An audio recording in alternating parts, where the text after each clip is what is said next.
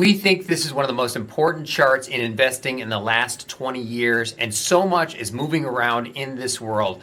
What is going on when the administration looks at deficit spending? What are tariffs going to add? What is DOGE going to subtract? We're going to go through all of that here as to what the changes are from 2024 to 2025 in the economy. So again, our favorite chart here, this is deficit to GDP. And as you can see from about 1950 to 1980, we kept this in the 0 to 3% range pretty tightly, which creates only 0 to 3% inflation essentially. Balanced our budget here in the 90s, but look at the trend downward from 2008 on essentially. And we are averaging more like 7 to 8% deficit to GDP spending. That is what is driving inflation. And this chart needs to go higher if we're going to get inflation completely under control. Let's baseline 2024, took in $5 trillion in revenue, spent 7, which means the deficit was 2. Compare that to the GDP of 29 trillion and you get a 6.8% deficit to GDP. If you've been watching our videos and want to invest alongside us, click the link in the comments, select your brokerage, search for ticker RVER wherever you buy stocks. Thank you, and now back to our video. Let's go through the changes. 2025 baseline, that's 5.1 trillion spending from last year. The tariffs are supposed to add about 300 billion to the coffers of the Treasury. That's a good thing, but we're going to try to pass tax cuts against them.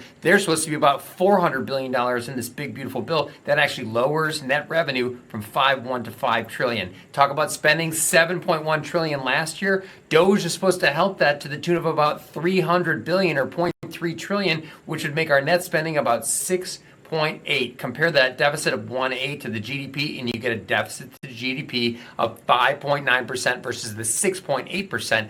But it is far below the 1 to 3% we saw from 1950 to 1980 that created inflation that was slower and more benign. So keep watching this deficit to GDP chart to figure out what's going on with inflation and the U.S. economy. Thanks for watching. We appreciate it. Please hit all the likes and the subscribes. We appreciate all that stuff. And if there's anything you guys want to see,